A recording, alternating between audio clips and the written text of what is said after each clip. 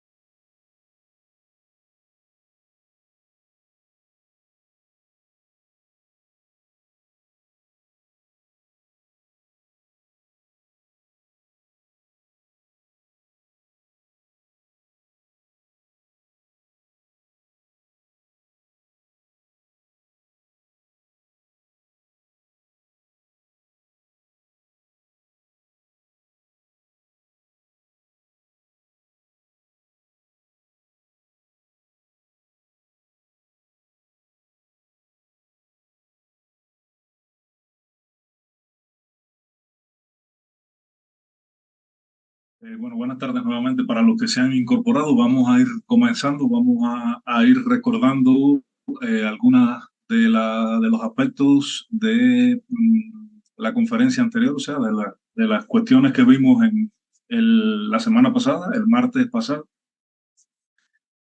Como deben recordar, dimos inicio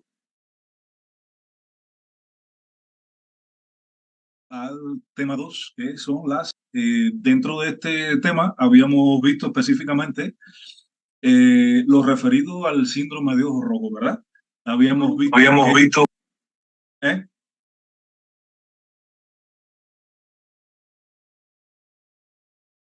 ¿Cómo?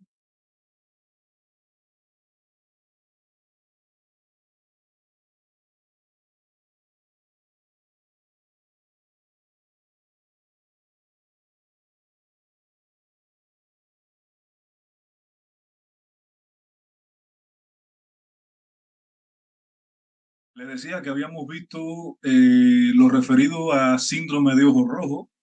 Eh, la definición, habíamos definido qué cosa era el síndrome de ojo rojo, qué se entendía por síndrome de ojo rojo.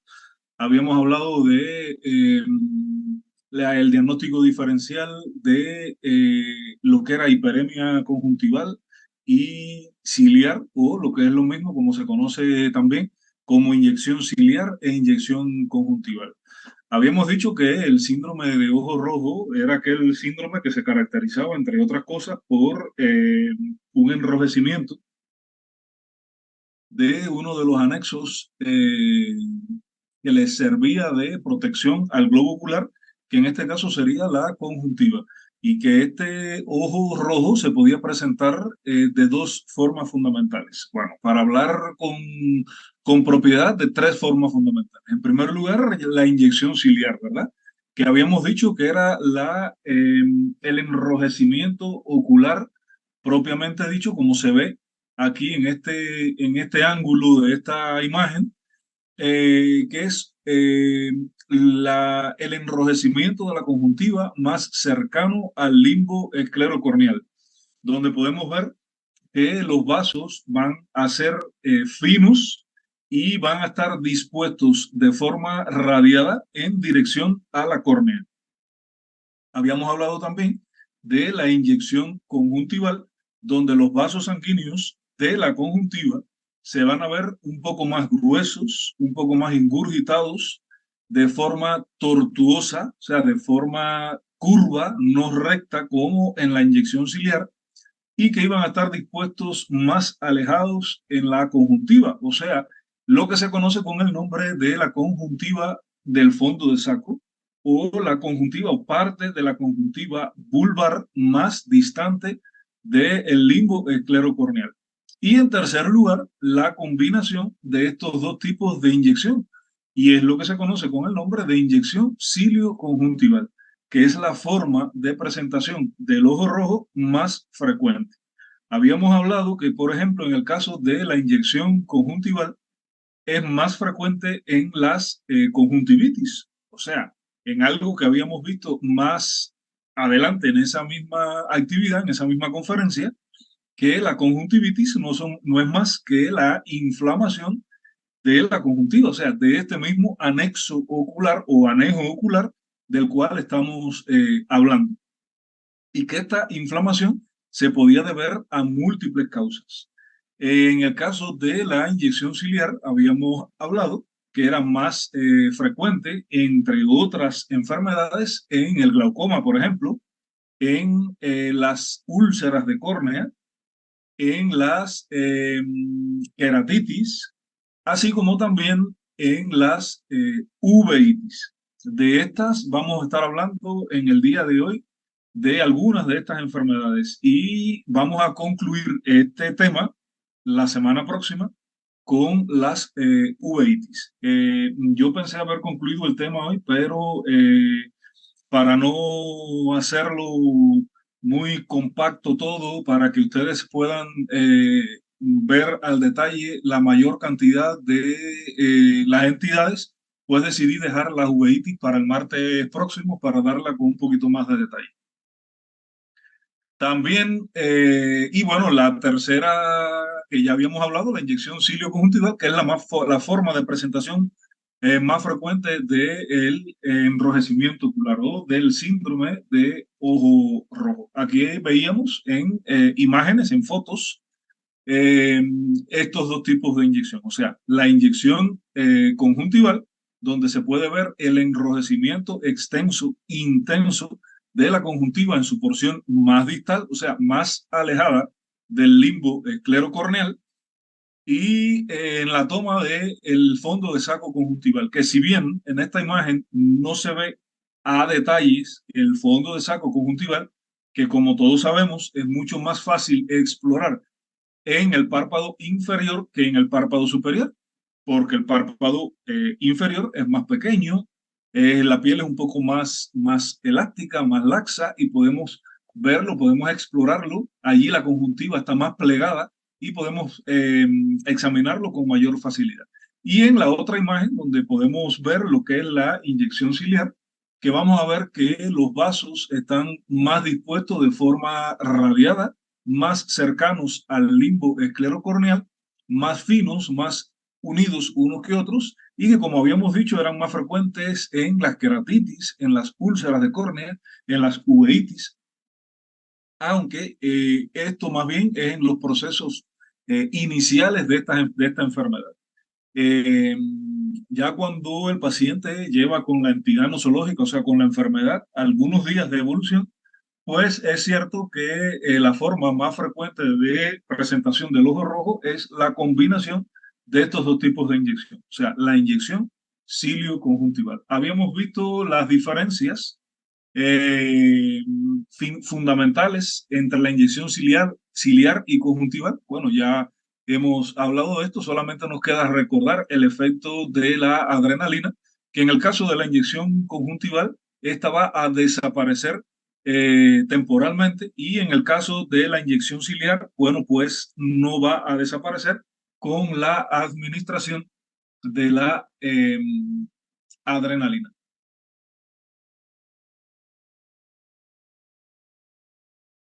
Habíamos hablado también en esta actividad, o sea, en la actividad anterior, de la blefaritis. La blefaritis, que habíamos dicho que no era más que el proceso inflamatorio, por lo general crónico, del borde libre palpebral, que, o sea, ahí en los márgenes del párpado, donde nacen otro de los anexos del globo ocular, o sea, eh, las pestañas,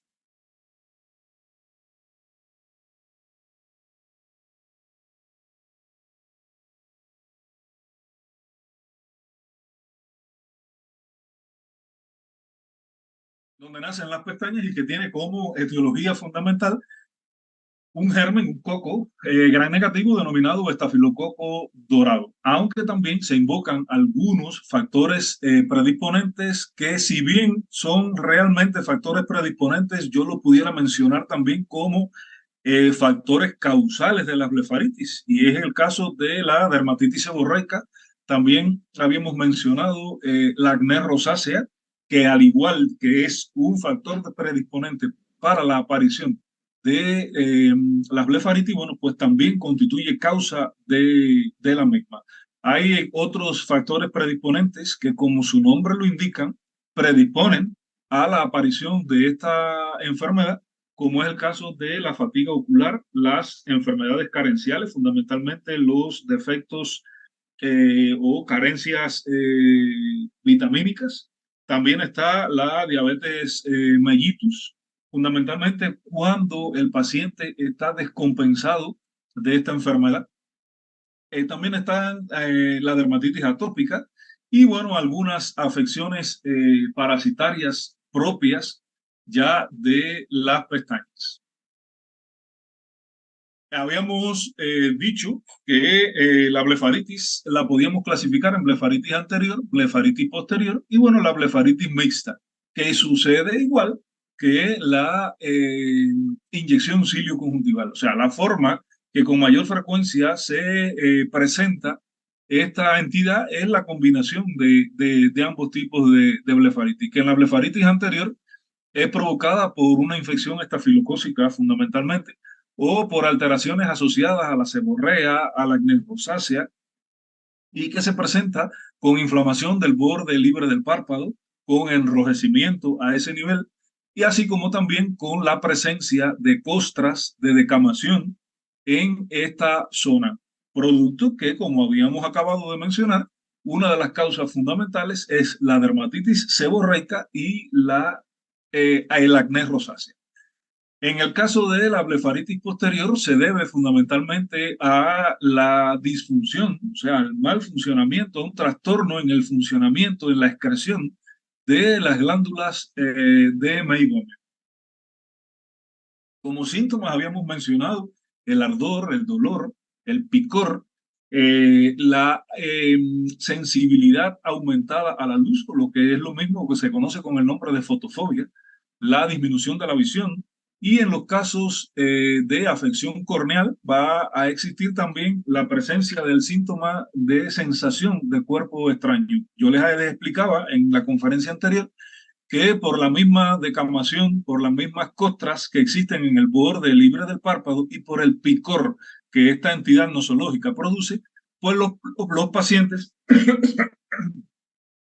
perdón, los pacientes tienden a rascarse ahí el borde libre del párpado, y a la hora del rascado, pues estas costras, estas escamas se van a desprender y pueden caer dentro de la superficie, o sea, en la superficie ocular, alojarse en la córnea y comportarse como un cuerpo extraño. Como tratamiento, habíamos mencionado que era importante, en primer lugar, tratar de controlar los factores predisponentes y las causas de esta enfermedad. O sea, no hacemos nada con ponerle tratamiento al paciente para la blefaritis en sí, si el paciente está descompensado de la diabetes mellitus, si tiene una atopia importante que no haya sido controlada, si tiene una dermatitis seborreica activa, si tiene una acné rosácea activa, si tiene una infección por estafilococo cutáneo, ahí, o sea, en la nivel de la piel, de forma aguda, es decir, que hay que controlar la causa en primer lugar, hay que erradicar los factores predisponentes para poder lograr controlar la extensión de esta entidad, o sea, de esta infección, de esta inflamación que produce esta entidad. Que bueno, estaba aconsejado la toma de un cultivo bacteriológico para descartar que sea el estafilococo, la gente que lo está causando, pero vuelvo y repito, el estafilococo es el germen que con mayor frecuencia produce esta entidad. También están las limpiezas mecánicas, o sea, como cuestión aconsejable del tratamiento, las limpiezas mecánicas de los bordes libres palpebrales y, bueno, la vitaminoterapia, que uno de los factores predisponentes o causales es las carencias vitamínicas. Habíamos hablado también del orzuelo, ¿verdad? Que habíamos mencionado que era una infección aguda, focal, de una de las glándulas del párpado. Recordar que estas glándulas que se encuentran alojadas en el párpado son glándulas lagrimales accesorias, pero vuelvo a repetir que en la actividad anterior había duda al respecto. La glándula lagrimal principal, recuerden que está alojada en la órbita, o sea, dentro de la órbita, al igual que el globo ocular, específicamente por detrás de la pared superior y externa de ambas órbitas. Esta infección aguda focal de las glándulas del párpado es lo que se conoce con el nombre de orzuelo y que afecta fundamentalmente a las glándulas de Seyss y de Moll. Y cuando el orzuelo es interno, está comprometida fundamentalmente las glándulas de Meibomian, que a diferencia del chalacio, esto da un cuadro compuesto por una tumefacción focalizada, o sea, unos signos flogísticos de la inflamación que presentan un punto amarillento en el borde palpebral, lo que indica la existencia de contenido purulento en su interior que puede llegar a presentar supuración, y el drenaje del acceso por lo general es espontáneo. En el caso del orzuelo interno, se va a observar un punto amarillento a la hora de vertir el párpado. A través de la conjuntiva se observa este punto amarillento, por donde generalmente suele drenar esta colección de pus, y que los signos inflamatorios son mayores que en el orzuelo externo. Que como tratamiento habíamos mencionado las compresas tibias 3-4 veces al día, seguidas de la aplicación de una pomada antibiótica y antiinflamatoria como forma general. El chalacio, que constituía el proceso inflamatorio crónico en el cual hay una reacción granulomatosa, recuerden, nodular, a nivel de una o varias glándulas de Meibomian. Recuerden que a diferencia del orzuelo, el chalacio solo afecta a las glándulas de Meibomian, no a las glándulas de Seyss y de Moll. Y la otra diferencia esencial que hay entre el orzuelo y el chalacio es que el orzuelo es un proceso aséptico, granulomatoso, y en el caso del chalacio, del orzuelo, es un proceso séptico, infeccioso, ¿vale? Y que por lo general este se produce al obstruirse un conducto de salida glandular.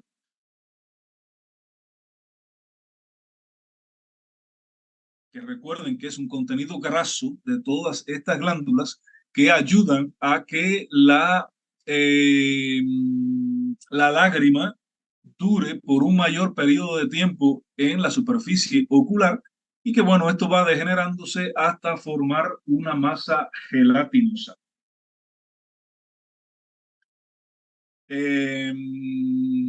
Como cuadro clínico, bueno, más o menos muy similar, excepto al chalacio, muy similar, excepto que no tiene signos flogísticos de inflamación. El tratamiento es casi el mismo, lo que no se le pone eh, crema antibiótica, excepto si hay una infección sobreañadida. Habíamos hablado también de la conjuntivitis, que como ya habíamos mencionado, no es más que la inflamación de la conjuntiva y que es una de las enfermedades más frecuentes del globo ocular. Perdón.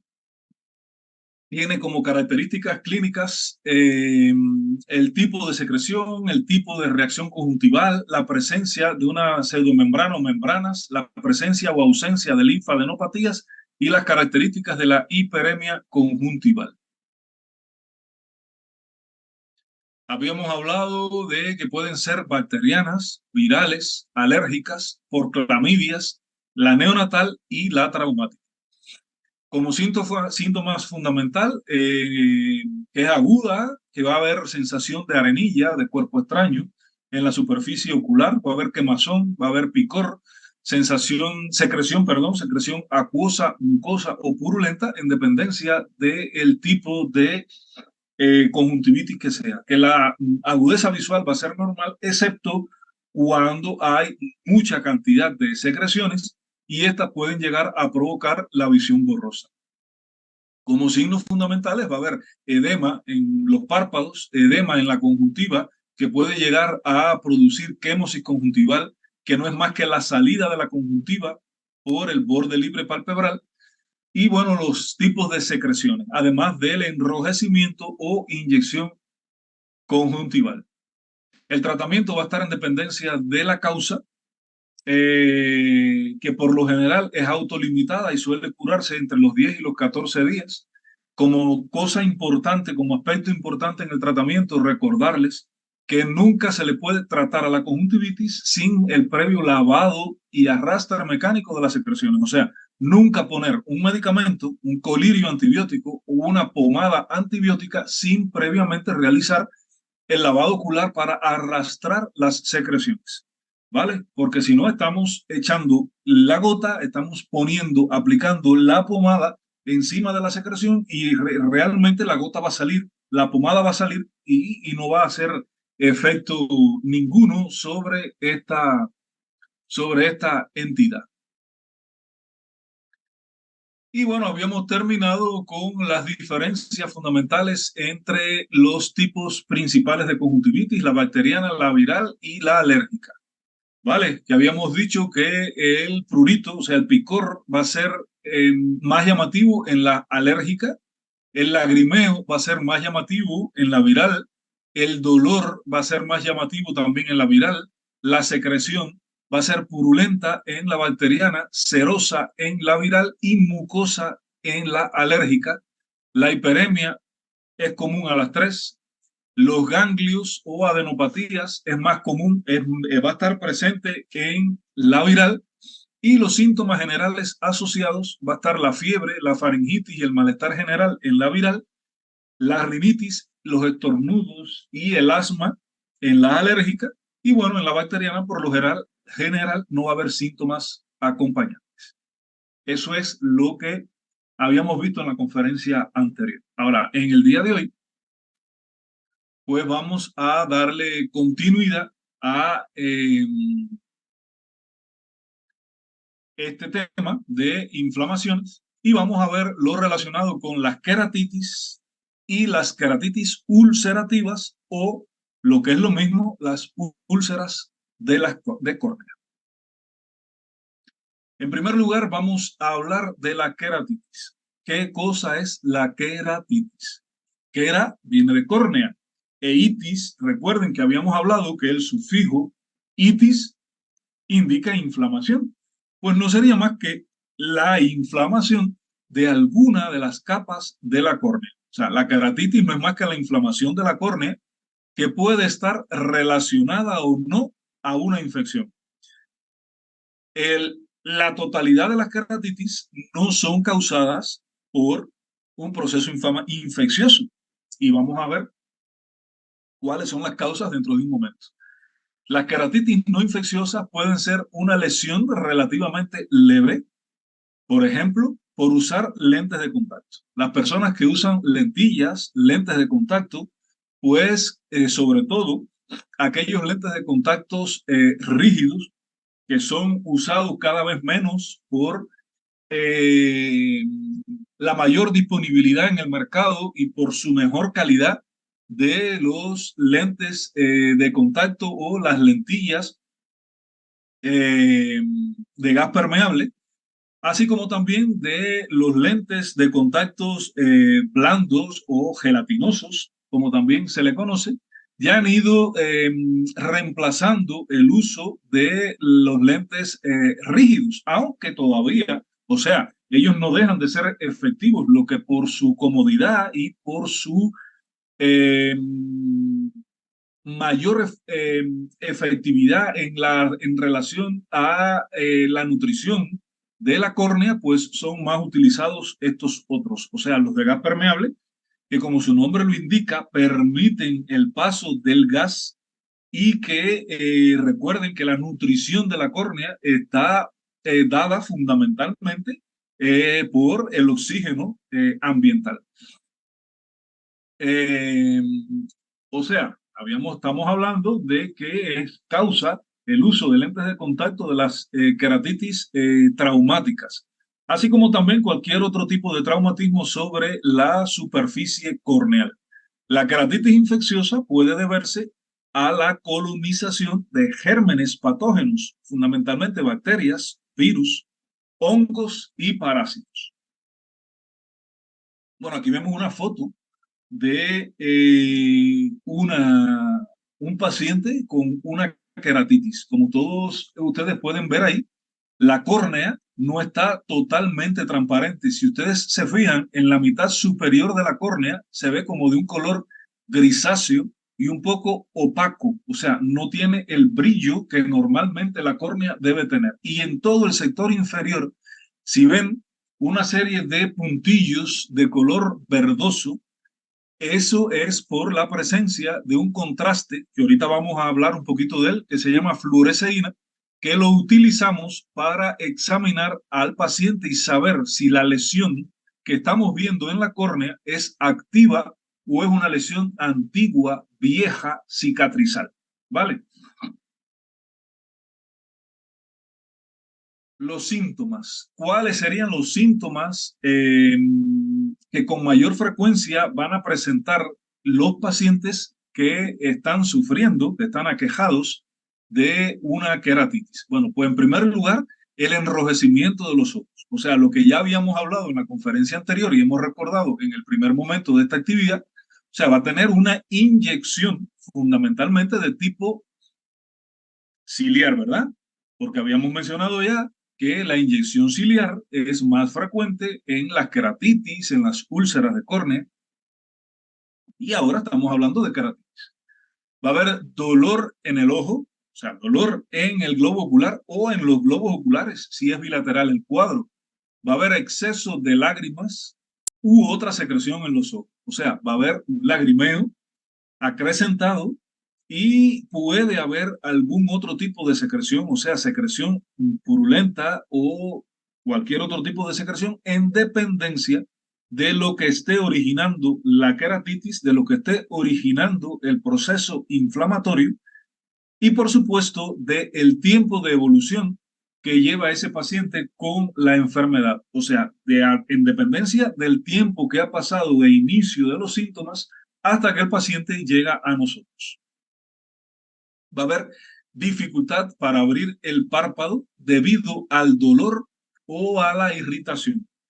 Recuerden que en la primera actividad que nos vimos, en la primera semana cuando nos vimos, estábamos hablando de los anexos del globo ocular y del segmento anterior, cuando hablábamos de del segmento anterior y de los medios refringentes del globo ocular, que hablábamos de la córnea, que es el primer medio refringente del globo ocular y que forma parte a su vez de la membrana externa del globo ocular, habíamos dicho que la córnea no tiene vasos sanguíneos, que su nutrición depende en gran medida del oxígeno ambiental.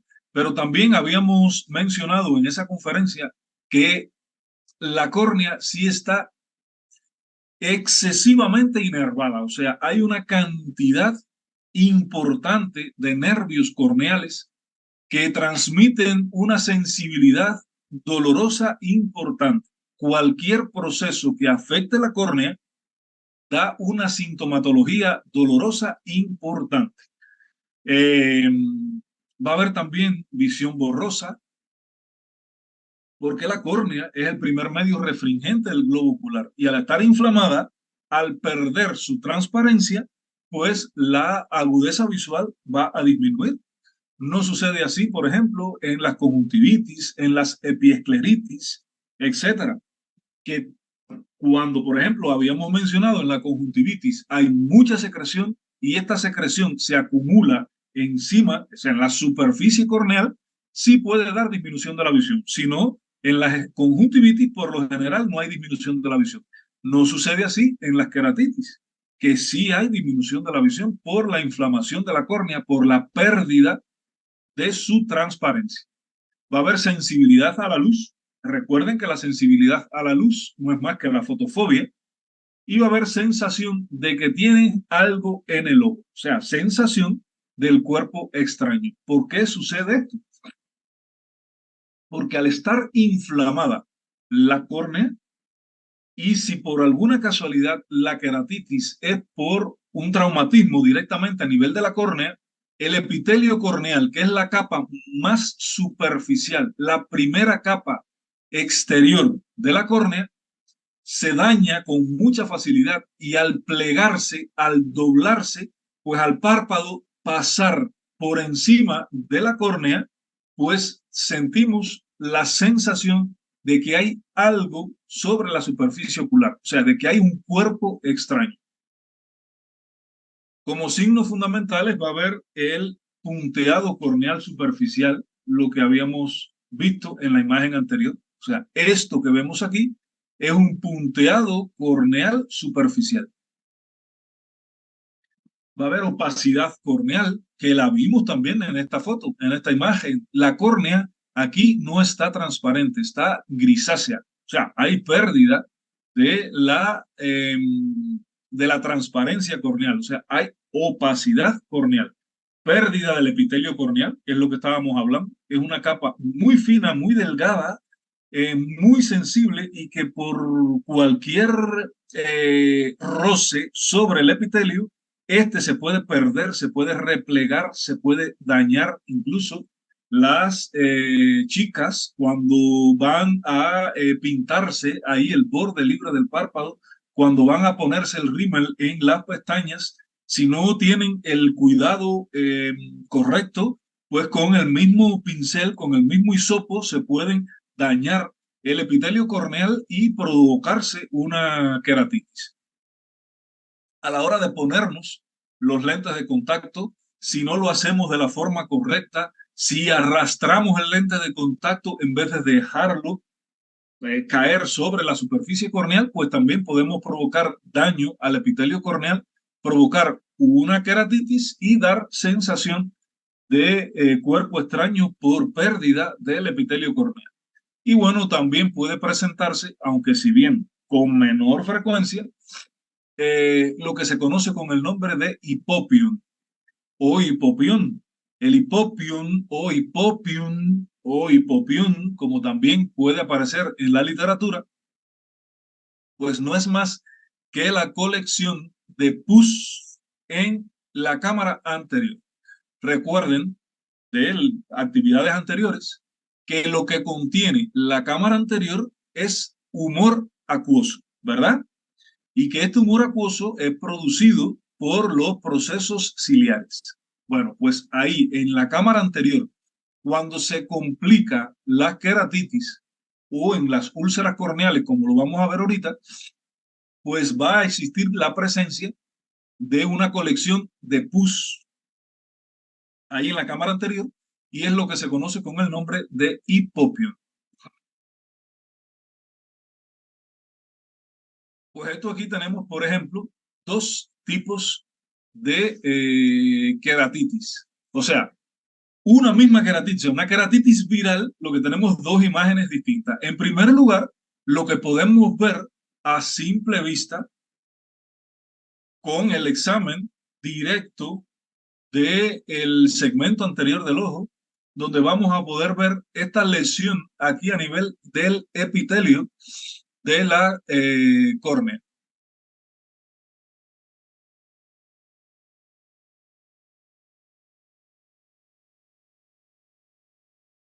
O sea, esto que vemos aquí. Y esta segunda imagen es una queratitis viral también, ya vista en la lámpara de hendidura, a través de la lámpara de hendidura. La lámpara de hendidura es un tipo de microscopio que utilizamos para el examen del paciente en nuestra especialidad, o sea, en la oftalmología. Es un microscopio que, como todo microscopio, nos ayuda a ver con mayor detalle todas las características de estas estructuras, en este caso de la córnea, porque produce una magnificación de la imagen. Ahora, cuando nosotros examinamos un paciente en la lámpara de hendidura, lo que podemos ver es que hay un daño, en este caso que estamos hablando de queratitis, en la córnea. Ahora, ¿cómo sabemos si ese daño es agudo, o sea, es reciente, o es un daño ya antiguo por un proceso antiguo, viejo que tuvo ese paciente? O sea, que estaríamos hablando de un proceso cicatricial en la superficie de la córnea. Pues para determinar si es antiguo o es reciente, es agudo, nos auxiliamos de un colorante que utilizamos mucho en nuestra especialidad, que se llama fluoresceína. Se lo escribo en el chat para que sepan.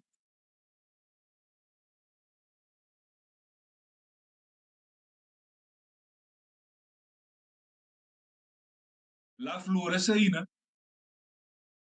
es un colorante que utilizamos para poder determinar, como les decía, si la lesión es cicatrizal o si la lesión es reciente, si está activa, si hay un proceso inflamatorio activo en estos momentos.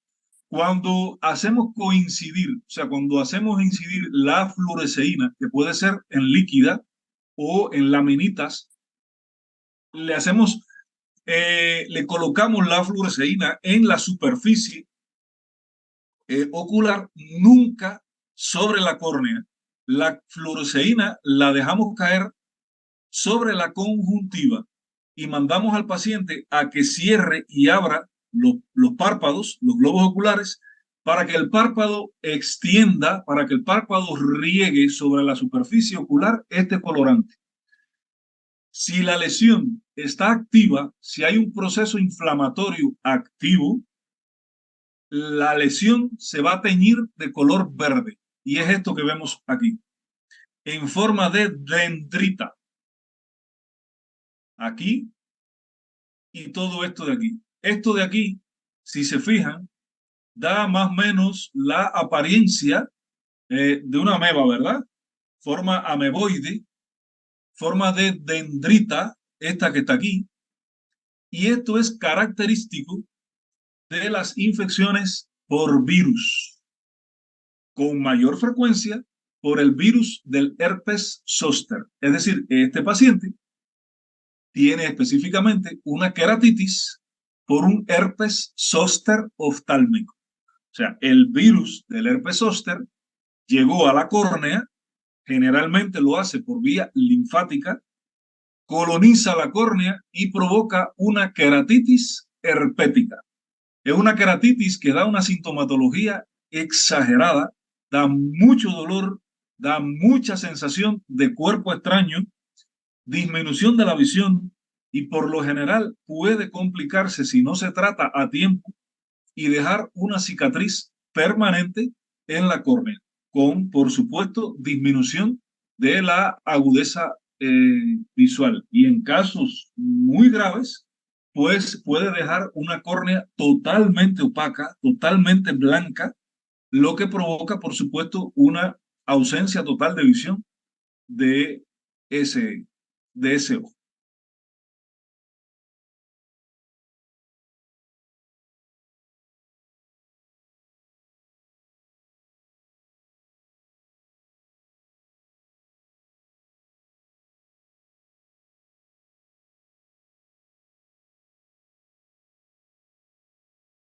Eh, Ajá.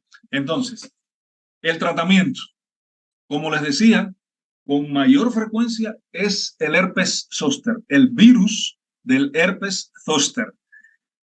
Aunque también puede ser causada por adenovirus. En el caso de la primera, puede producir, como ya les mencionaba, una inflamación crónica de la córnea y en casos muy graves puede incluso llegar a provocar la aparición de un glaucoma o incluso la ceguera por la destrucción que provoca en la córnea. El segundo caso, o sea, el del adenovirus, es mucho menos grave y se caracteriza por una opacidad puntual. Y ambas, por supuesto, se van a tratar con colirios y medicamentos antivirales y representan un tipo de queratitis que puede reaparecer en el futuro. O sea, el hecho de que un paciente padezca en algún momento de su vida de una queratitis viral, ya sea herpética o por adenovirus, ese paciente va a estar propenso durante toda su vida a que pueda volver a hacer una queratitis viral, ya sea la herpética o la ocasionada por el adenovirus. ¿Vale?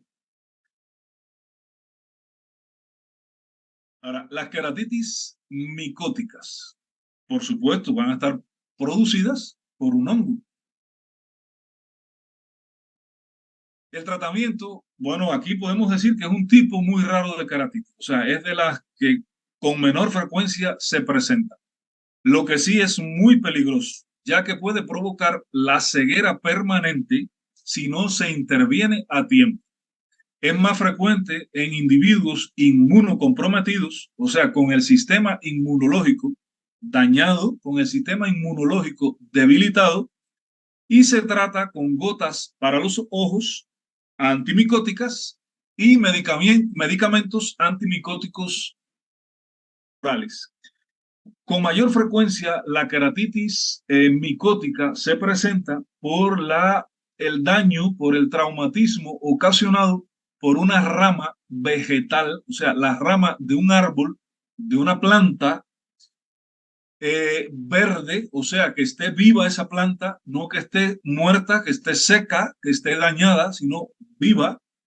Por lo general, la mayor cantidad de las plantas, de los árboles, cuando se parte una de sus ramas, desprende una resina. Esa resina va a provocar un daño en la superficie eh, corneal y que posteriormente la persona va a desarrollar una queratitis micótica, o sea, una queratitis por hongo. Perdón.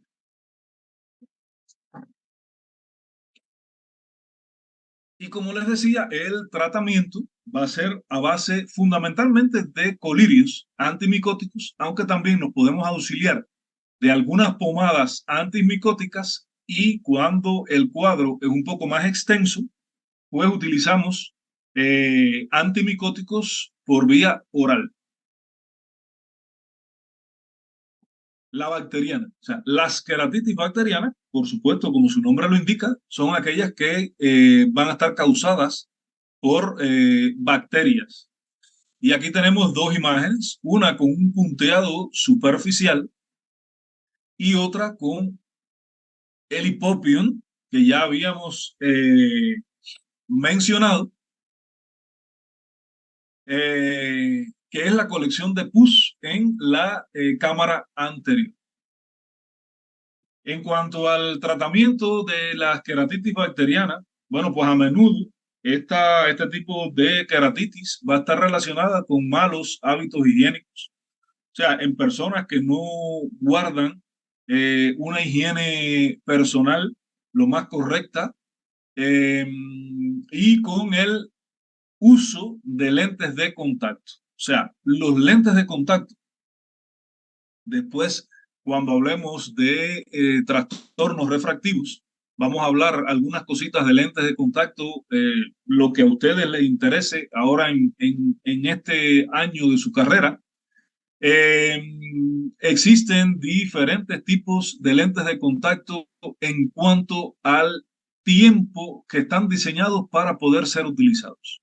O sea, hay lentes de contacto que son de uso diario. Hay lentes de contacto que los podemos usar una semana. Hay lentes de contacto que vienen diseñados de acuerdo a su estructura para ser utilizados por 15 días, por un mes o por un tiempo mucho más prolongado. Cuando incumplimos esta normativa, fundamentalmente con lentes de contacto blandos que vienen diseñados para uso diario, o sea, son lentillas desechables, y cuando no lo hacemos de esta forma, o sea, prolongamos su uso por más tiempo del que viene recomendado por el fabricante, estamos exponiéndonos a que podamos tener una infección sobreañadida bacteriana y desarrollar una queratitis bacteriana o una úlcera bacteriana, como vamos a ver más adelante.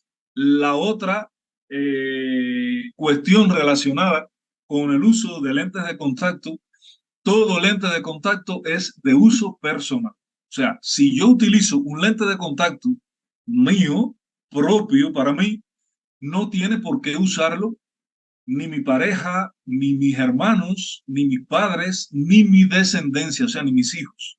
Son de uso personal. Aunque seamos familiar, no podemos intercambiarnos los lentes de contacto, porque el germen que yo puedo tener en mi superficie ocular no es el mismo que pueda tener la otra persona, pero además, por cuestiones higiénicas, no está sugerido, no está permitido, por llamarlo de alguna forma, el intercambiar los lentes de contacto. O sea, recuerden que son de uso personal, en primer lugar, y en segundo lugar, cada lentilla, cada lente, cada tipo de lentes de contacto viene diseñado para ser utilizado por un tiempo determinado. O sea, eso lo sugiere el, el fabricante, que es el que sabe el tipo de polímero que utilizó para la fabricación del lente de contacto, es el que sabe la estructura de ese lente de contacto y el tiempo de duración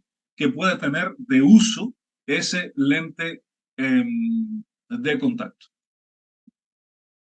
También por el uso de maquillaje, como dice ahí, contaminados por bacterias. Por lo tanto, de ahí deducimos también que el uso de los maquillajes, del rímel, de todo este tipo de maquillaje que se utiliza para los globos oculares, para los párpados, que es lo que se maquilla, las pestañas, son de uso personal también, porque si lo intercambiamos y esa persona tiene una infección bacteriana o la infección que sea bacteriana, porque estamos hablando en este momento de bacterias, pues transmitimos esa infección bacteriana de un individuo a otro, de una persona a otra.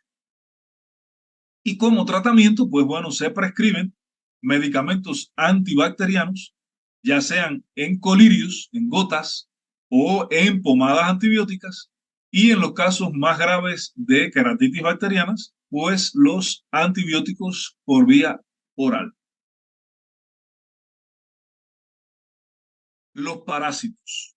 Los parásitos, algunos de los parásitos, fundamentalmente los protozoos y los nematodos, pueden causar también las queratitis. En la otra actividad, cuando hablemos de uveitis, vamos a hablar un poquito de los protozoos, fundamentalmente el toxoplasma, y de los nematodos, fundamentalmente el toxocara, que son los dos parásitos que con mayor frecuencia afectan el globo ocular, ya sea ocasionando queratitis, pero con mayor frecuencia ocasionando uveitis y fundamentalmente las uveitis posteriores. Bueno, pues nada, en el caso de los parásitos, le mencionaba que fundamentalmente estos dos tipos de parásitos, o sea, los protozoos y los nemátodos, y muy particularmente en cada uno de estos grupos, en el caso de los protozoos, el toxoplasma, y en el caso de los nemátodos, pues el toxocara. Aquí está también la queratitis por acantoameba, que también es un protozoo y que es provocada por un parásito difícil de tratar y que en los casos más graves puede llegar a requerir de un trasplante de córnea por los daños que ocasiona sobre la superficie ocular. O sea, los daños que ocasiona desde el punto de vista estructural de este medio refringente o medio transparente del ojo. Es un germen que es capaz de afectar todas las capas de la córnea, dejar una opacidad corneal total, como se ve en esta imagen de acá, y luego de que una córnea esté de esta forma, pues no hay otra vía que el trasplante de córnea para lograr devolverle en la mayor medida posible alguna cuantía de visión a el paciente. Ahora, hasta aquí las queratitis. O sea, hemos hablado de una entidad que afecta uno de los medios refringentes o medios transparentes del ojo. A su vez, una de las estructuras del ojo que forma parte del segmento anterior, que es la córnea, y que afecta fundamentalmente a las capas más superficiales de la córnea. Fundamentalmente, valga la redundancia, y disculpen que repita tanto la palabra fundamentalmente, el epitelio corneal, que recuerden es la primera de las capas de la córnea, el epitelio corneal, y que es el que con mayor frecuencia es afectado por las queratitis.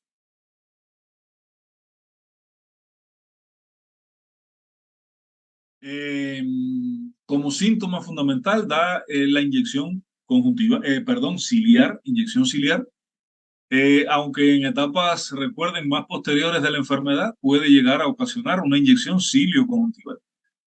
Dolor ocular, exceso, o sea, lagrimeo, dificultad para abrir el párpado por la sensación dolorosa que hay a nivel de la superficie ocular, visión borrosa, visión, sea, visión borrosa por la presencia fundamentalmente de este edema, de esta pérdida de la transparencia de la córnea, sensibilidad a la luz, o sea, lo que se conoce con el nombre de fotofobia, y bueno, la sensación de que tienes algo en el ojo, que es lo que conocemos como sensación de cuerpo extraño. Como signos, fundamentalmente es el parpadeo, perdón, como signos fundamentalmente el punteado superficial a nivel de la córnea, la opacidad corneal que ya habíamos mencionado, pérdida del epitelio, o sea, de esta primera capa de la córnea, y el hipopio, que habíamos dicho que no era más que la colección de pus en la cámara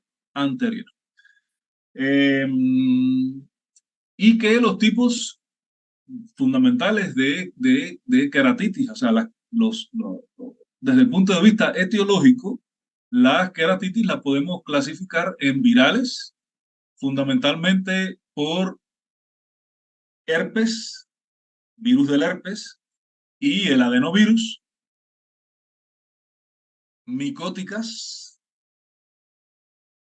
Recuerden que en caso de las micóticas se producen fundamentalmente en individuos inmunocomprometidos, o sea, en individuos que tengan el sistema inmunológico con algún tipo de daño, que tengan dañado su sistema inmunológico o lo que conocemos como inmunodeprimidos. En el caso, por ejemplo, de los pacientes que tienen el síndrome de inmunodeficiencia adquirida, o sea, el VIH, que que son individuos que tienen comprometido el sistema inmunológico, pues están propensos a padecer de keratitis micóticas. Y también habíamos hablado en el caso de los traumatismos con materia vegetal, pero les decía, perdón, les decía que con el requisito de que la planta, el árbol, esté verde, o sea, esté vivo, que tenga resina en sus ramas. Las bacterianas, que por lo general dan el hipopium, o sea, la colección de pus en la cámara anterior, parasitarias, fundamentalmente por la acantoameba en individuos que usan lentes de contacto, aunque también pueden ocasionarla el toxoplasma y el toxocara con un poquito de menor frecuencia. Estos dos últimos parásitos que mencioné, a pesar de que pueden llegar a producir keratitis, es más frecuente que produzcan uveitis, pero también van a provocar keratitis. Y bueno, ahora vamos a hablar de algo que puede presentarse de forma inicial, de forma independiente, pero también puede presentarse como una complicación de la entidad que acabamos de ver, o sea, la úlcera corneal, que se conoce con el nombre también de keratitis ulcerosa o keratitis ulcerativa. Por eso es cuando decimos que puede producirse como una complicación de una keratitis maltratada, de una keratitis la cual no fue tratada porque el paciente se sintió síntomas, se vio el ojo rojo, se vio el lagrimeo, se vio secreciones llegando a ser purulentas, tiene disminución de la visión, o sea, todo el cuadro clínico que da una keratitis, pero no acudió a ser evaluado por un profesional. Y cuando llega, ya esa keratitis está complicada con una úlcera corneal. O simple y llanamente una úlcera corneal que surgió de forma inicial como entidad propiamente dicha.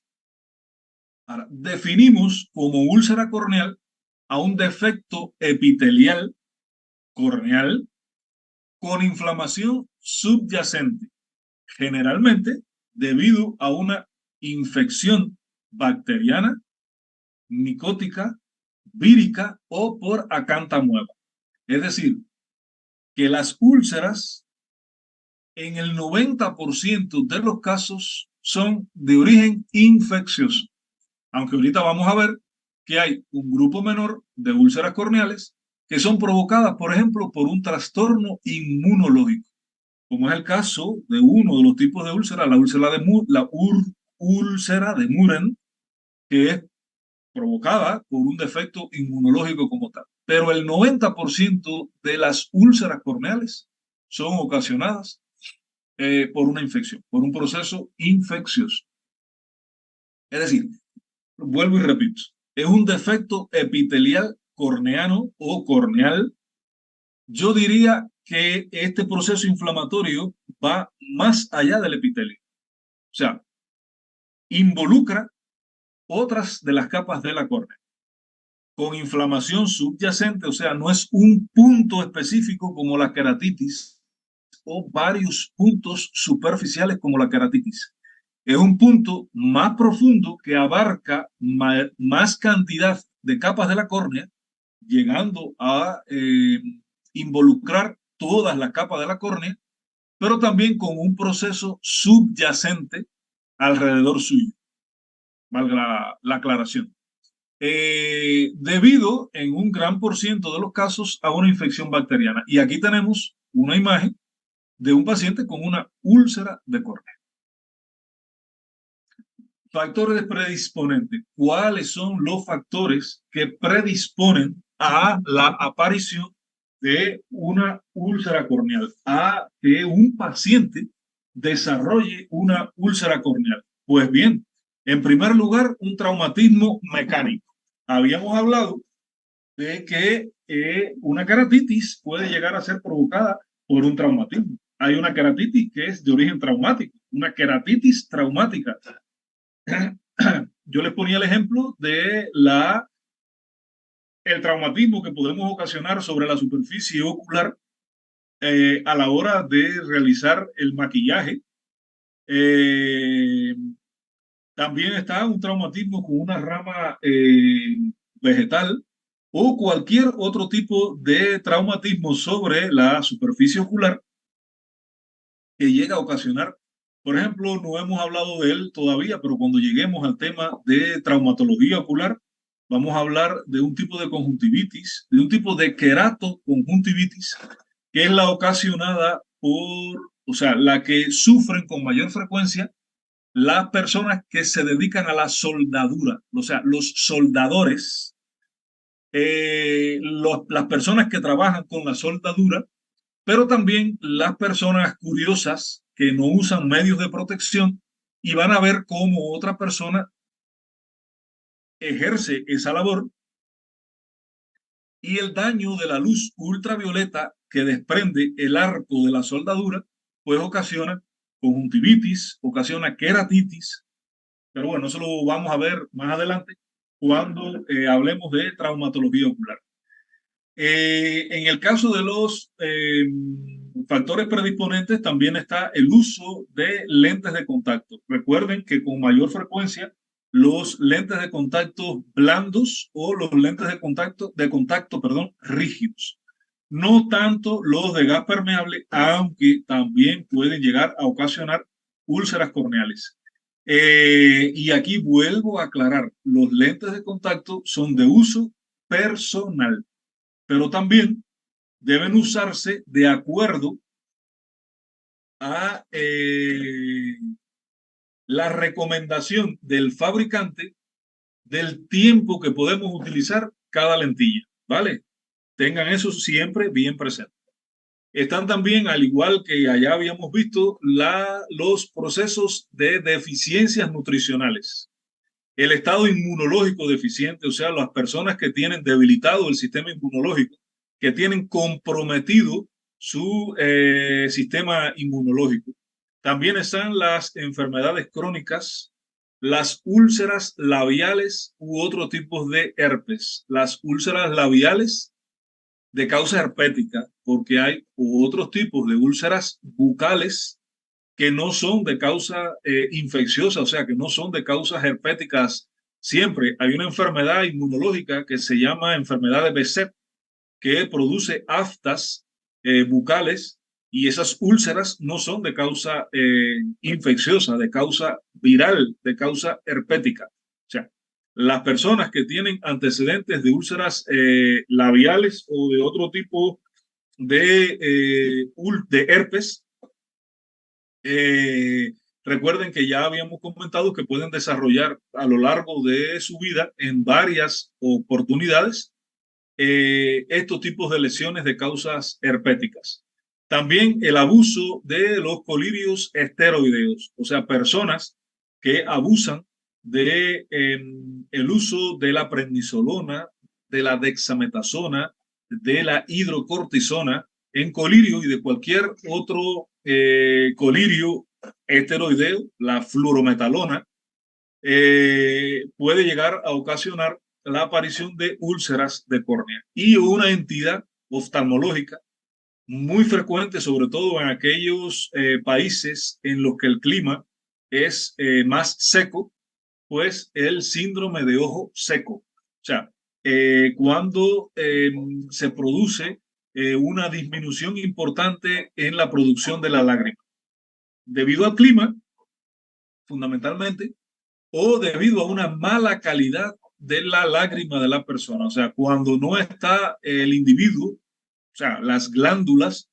lagrimales accesorias, 6, mol, meibomio, están produciendo la sustancia lipídica que permite que la lágrima permanezca durante más periodo de tiempo sobre la superficie corneal, o en individuos que tienen una enfermedad que se conoce como síndrome de Sjögren, que lo deben haber oído mencionar ya ustedes y lo deben haber estudiado, y que produce una disminución de la función de las glándulas excretoras, fundamentalmente las glándulas salivales, las glándulas lagrimales, y bueno, llega en un momento determinado a ocasionar úlceras de colon. Estos son los factores predisponentes que con mayor frecuencia pueden llegar a ocasionar, o sea, a predisponer a la aparición de las úlceras corneales. Ahora, como causas directas, podemos clasificar estas úlceras, o sea, desde el punto de vista etiológico, las podemos clasificar en bacterianas, por supuesto, las producidas por bacterias,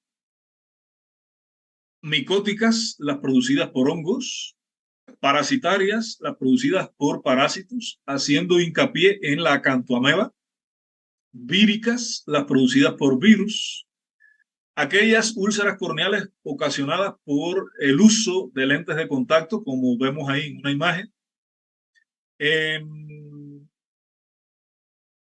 los traumatismos sobre el globo ocular, sobre la superficie corneal específicamente, porque si provocamos un traumatismo sobre el párpado o sobre una parte alejada de la conjuntiva, no tiene por qué ocasionar una úlcera corneal, ¿vale?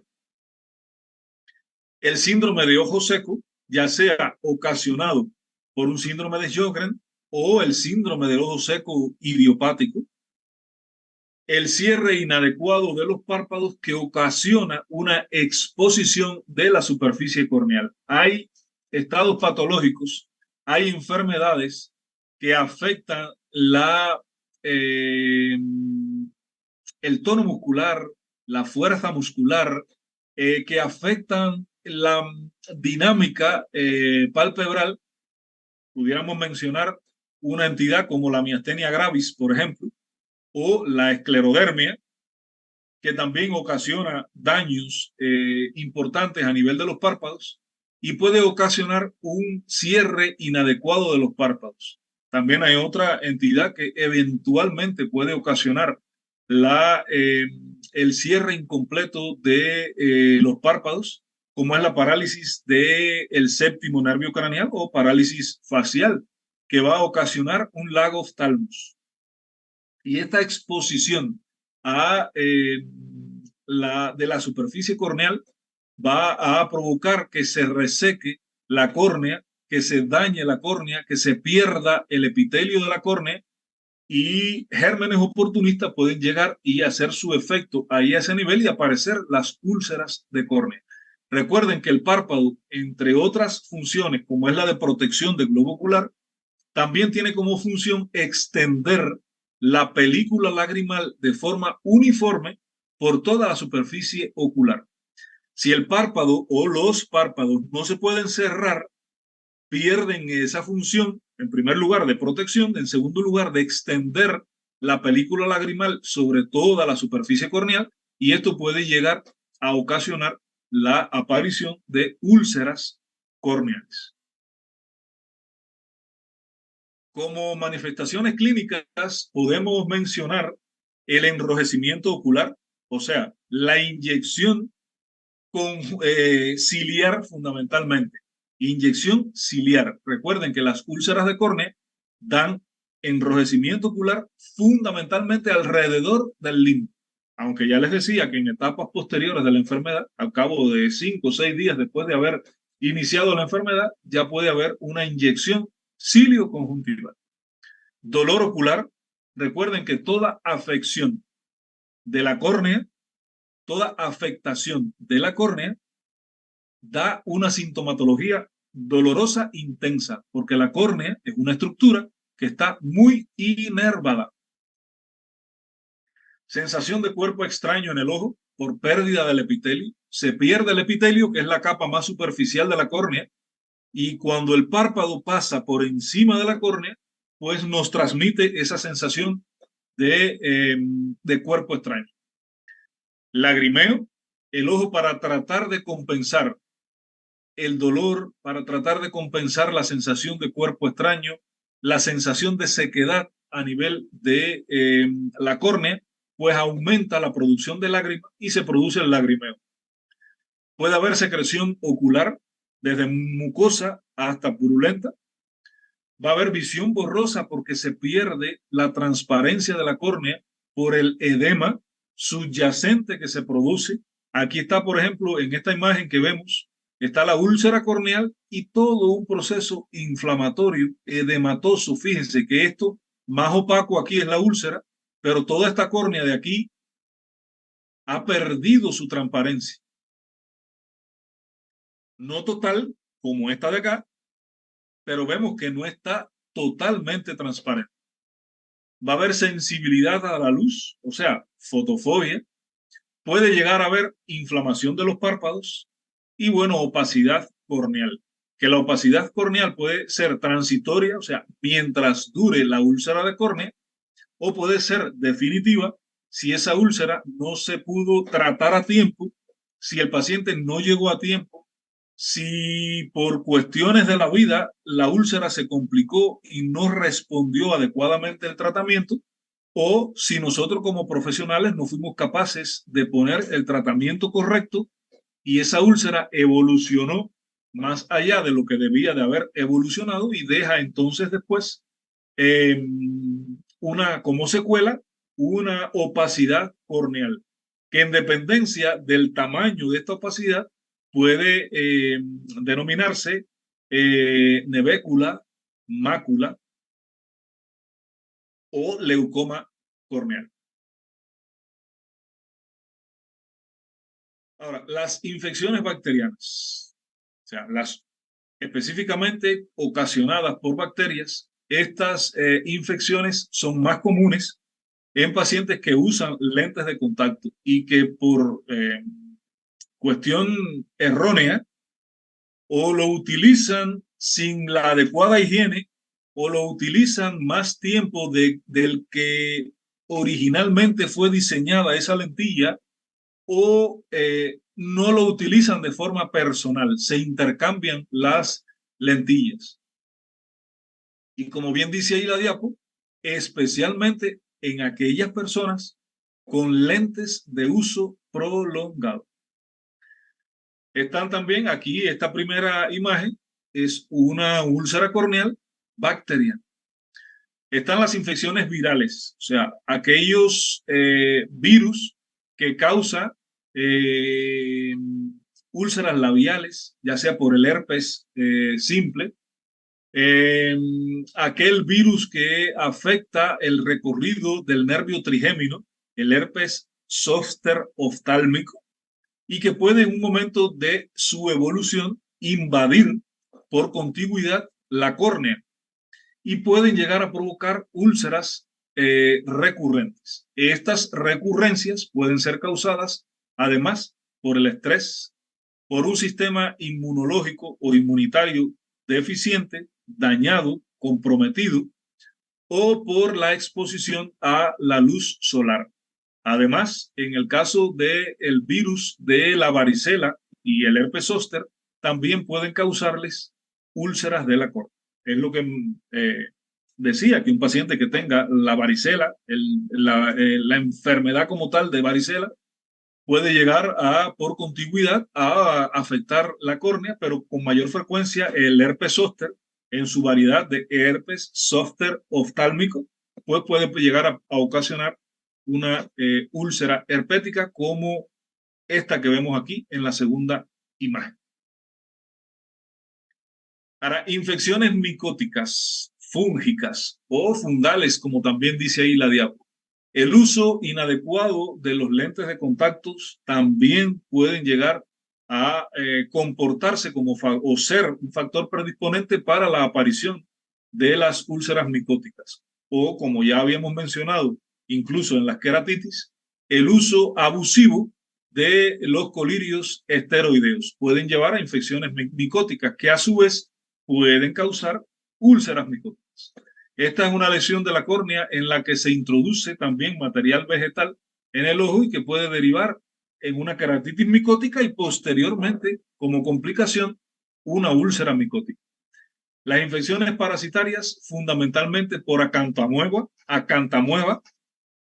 y que este protozoo son amebas unicelulares microscópicas que pueden llegar a ocasionar infecciones en el individuo, específicamente en el globo ocular y muy puntualmente en la córnea, y son las amebas más comunes en agua dulce y tierra.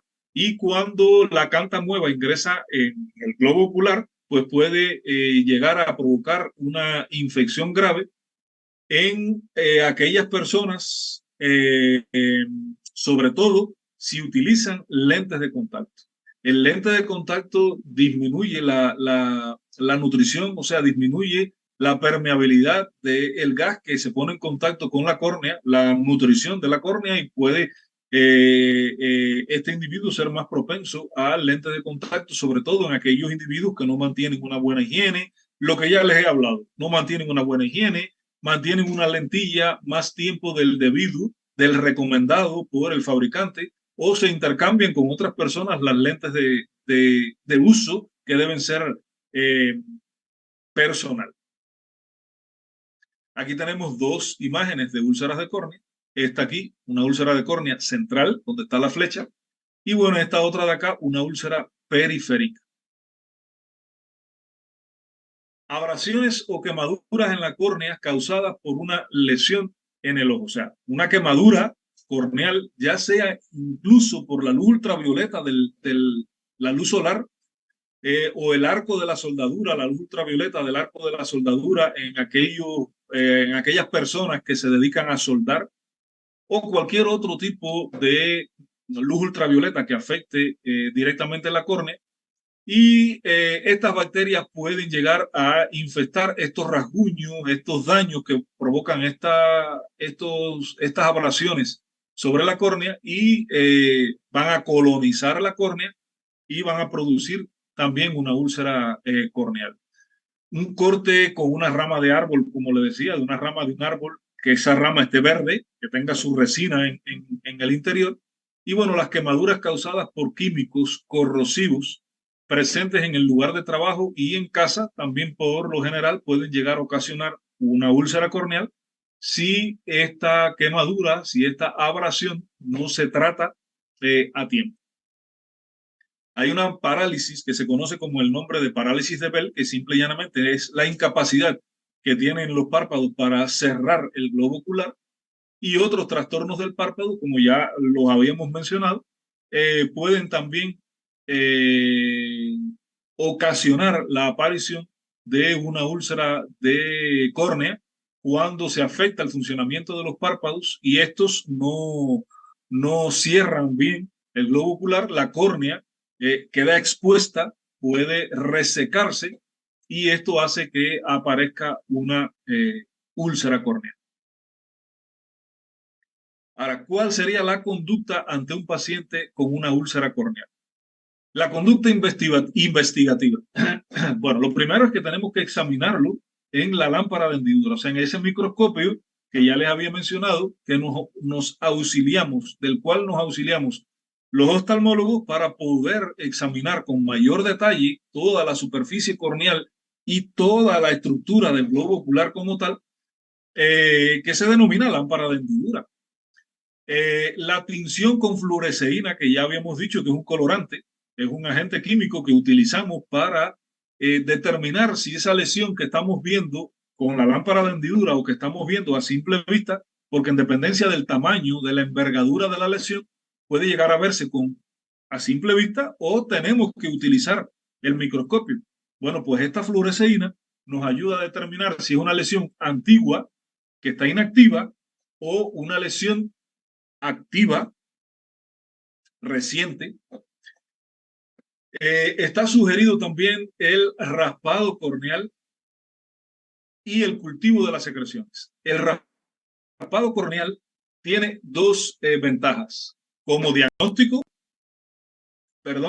para cultivar esas secreciones, esa materia que raspamos ahí a nivel de la córnea, para posteriormente cultivarlo, y tiene un objetivo también terapéutico para quitar todo ese proceso,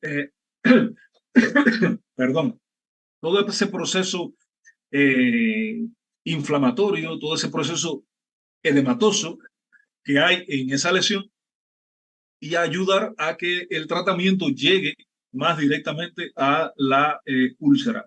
Ojo, esto lo debe hacer el oftalmólogo y en la lámpara de hendidura para no ocasionar más daño, ¿vale?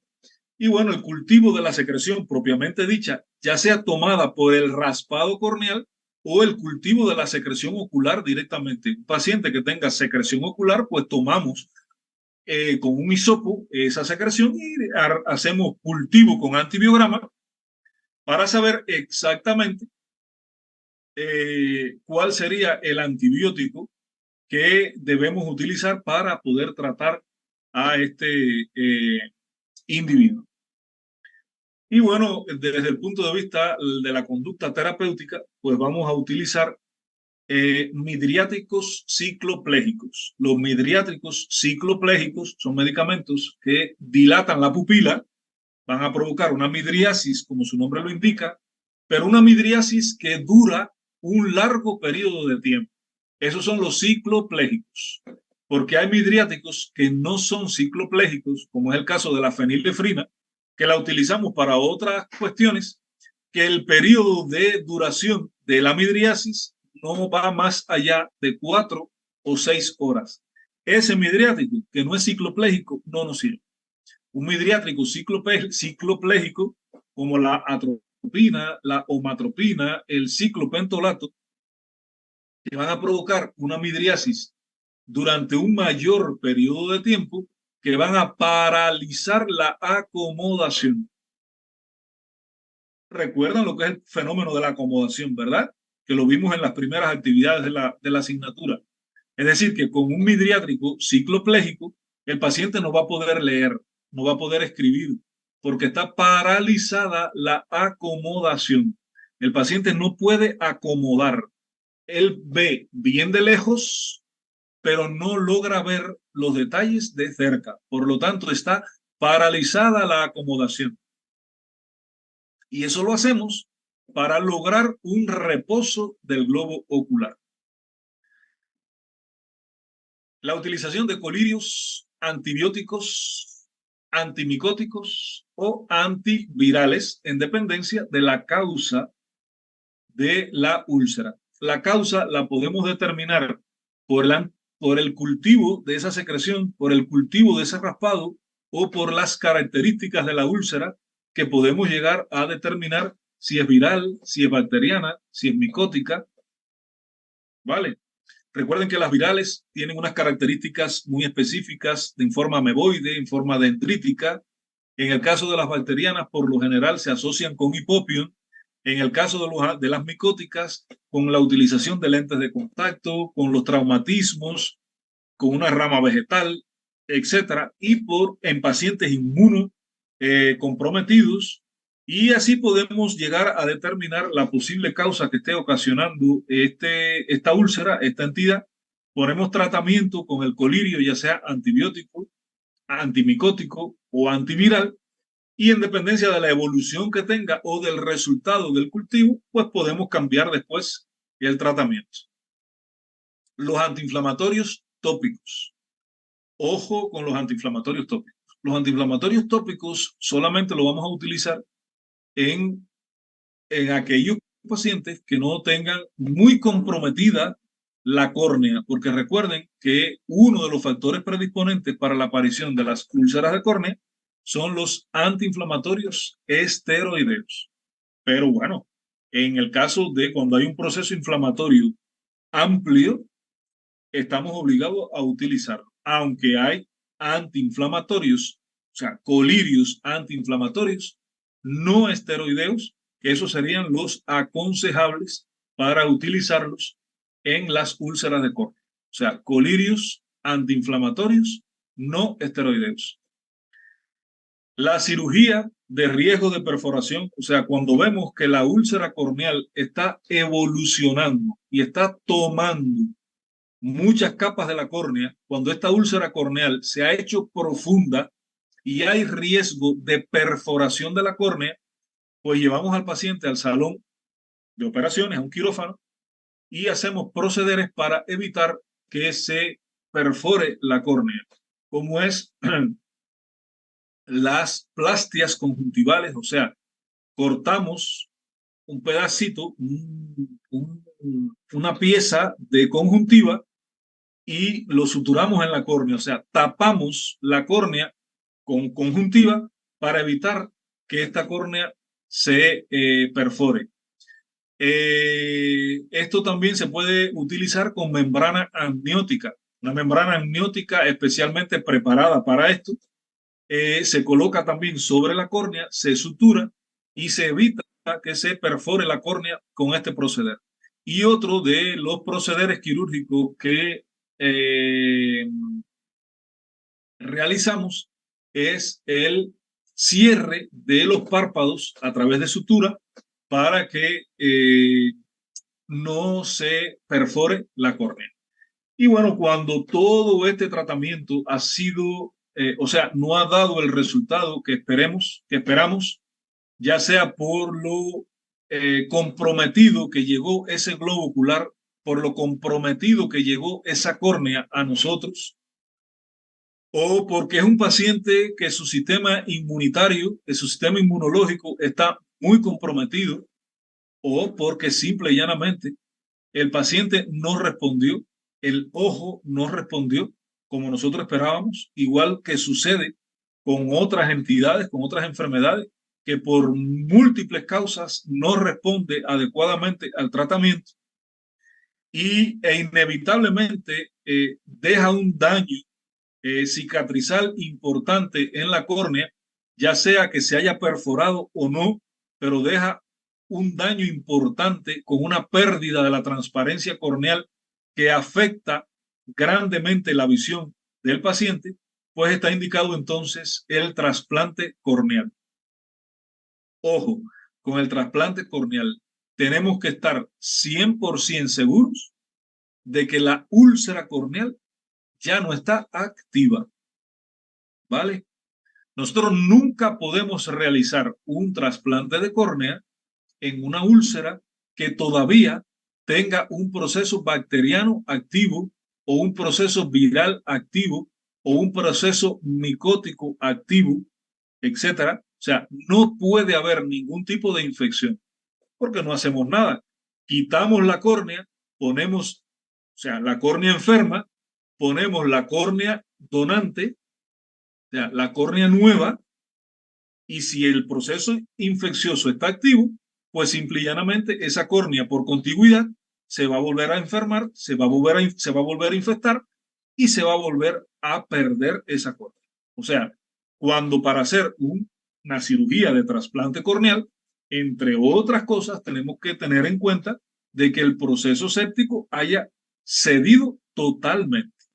Y bueno, ya esto puede ser desde el punto de vista terapéutico, o sea, este trasplante de córnea puede ser desde el punto de vista terapéutico para devolverle visión a la persona o desde el punto de vista estético, o sea, una persona joven que haya tenido una infección ocular, que haya comenzado por una úlcera corneal o por una queratitis que luego se complicó, desarrolló una úlcera corneal que se extendió muy ampliamente en la córnea, dejó una opacidad corneal, pero que esa persona, por razones de la vida, tiene un proceso antiguo que no le permite visión en el polo posterior del ojo, o que por evolución de todo este proceso infeccioso se dañó la retina o se dañó el nervio óptico, como posteriormente lo vamos a ver.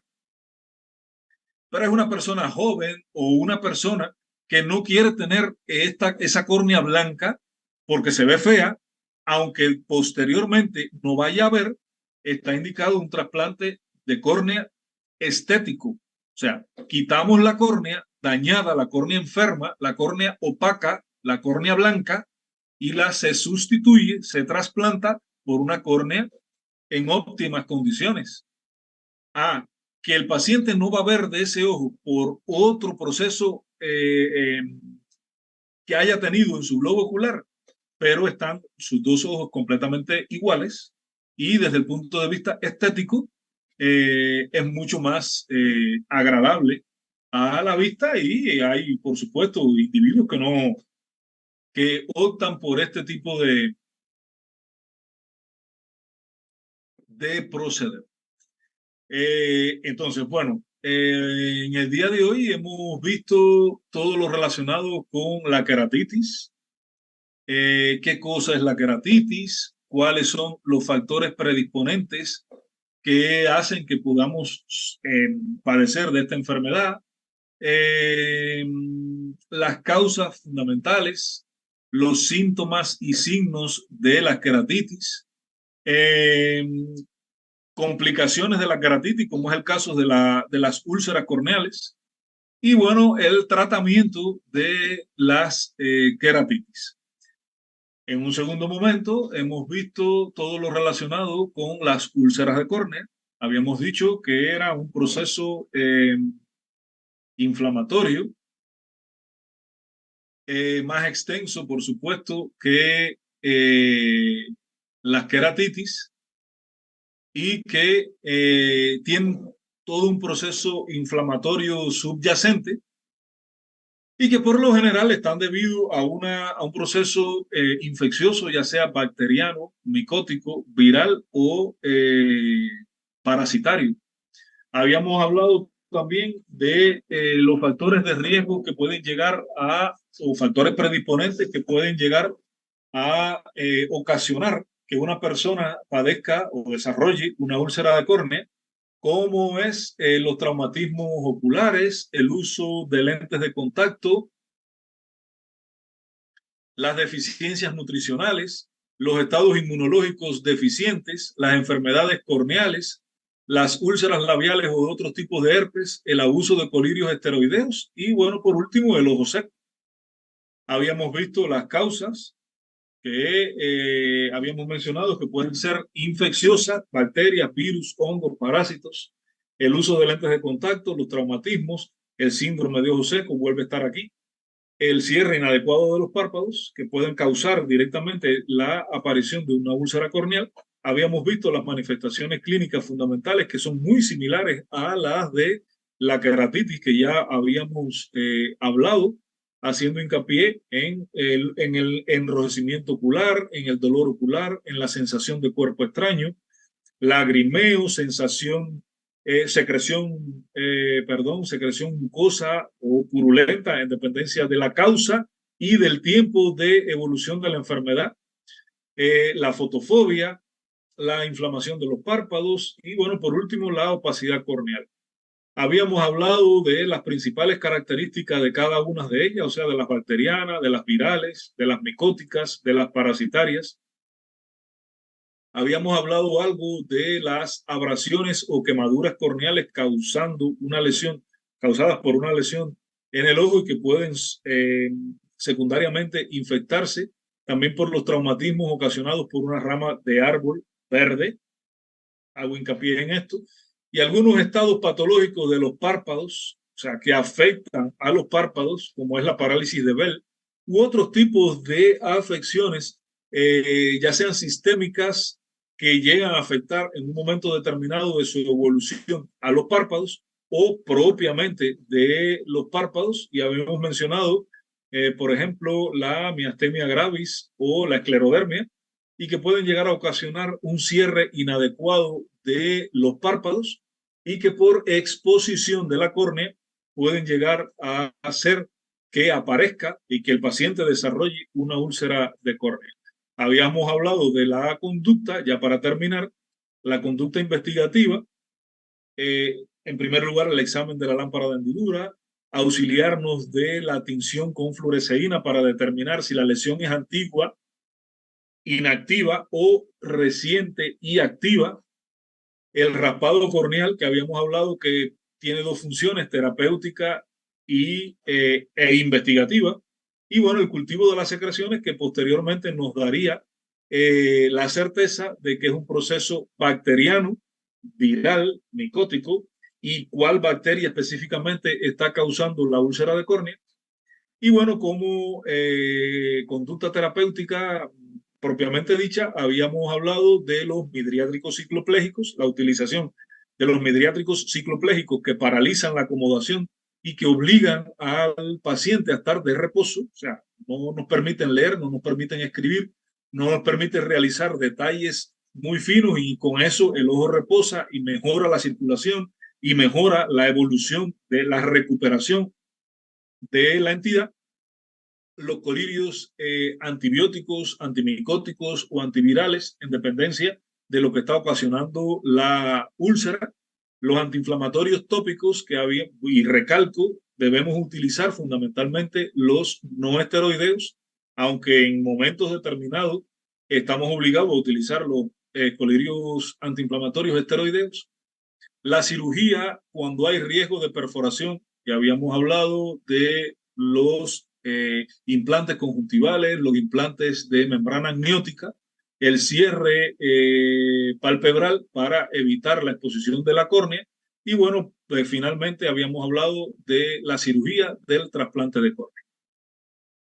Hasta aquí el tema de hoy. Espero que lo tengan todo claro. Yo después les voy a pasar este PowerPoint también.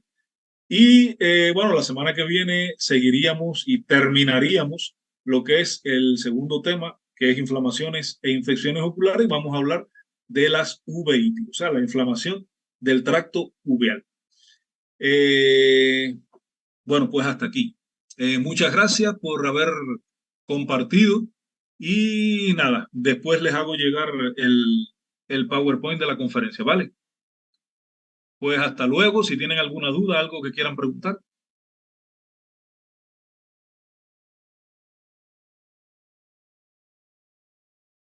Doutor, Sí, nuestro exame es na próxima semana, ¿sí? sí. Você teria algum questionário, alguma forma para estudarmos, porque para pelo menos conhecermos como tu gostas de perguntar, como estudiar, porque estamos perdidos. Vale, sí. Después, de todas formas, la semana que viene yo le voy a orientar que vamos a realizar un seminario un poquito más adelante. Y en el seminario vamos a ver las formas de preguntar, de tipo test y demás y demás. Y bueno, después yo le puedo hacer llegar algún que otro cuestionario más o menos para que ustedes vayan familiarizándose. Pero en los seminarios que vamos a tener en la asignatura, nos vamos a ir entrenando en cómo se va a preguntar, ¿vale? Mas semana que vem já é a prova. No, la semana que viene vamos a tener otra conferencia y en esa conferencia yo les voy a orientar, les voy a decir cuándo vamos a realizar el seminario, ¿vale? Não, professor, para a gente está marcando que nossa avaliação é 13 de junho, ¿Quién les dijo? próximo martes. ¿Quién les dijo Nuestra eso? prueba parcial. No, todavía la prueba parcial no es la semana que viene. Yo la semana que viene le digo cuándo va a ser, ¿vale? Ok, profesor. Solo que eso hay que ver con la facultad. Sí, yo me encargo de eso, ¿vale? Professor, Sí. não sei se você tem o contato de Ana Beatriz, que é nossa representante, pero se você puder hablar com a faculdade essa semana porque nossa prova é martes, marcado para nós outros. Nós outros recebemos um calendário no começo do semestre y Vale, generalmente yo me voy a ese comunicar calendario. con la facultad entonces y les dejo saber por los correos electrónicos, ¿vale? Ok, muchas gracias. Bueno, hasta luego. Chao, chao. Buena semana. Chao, chao.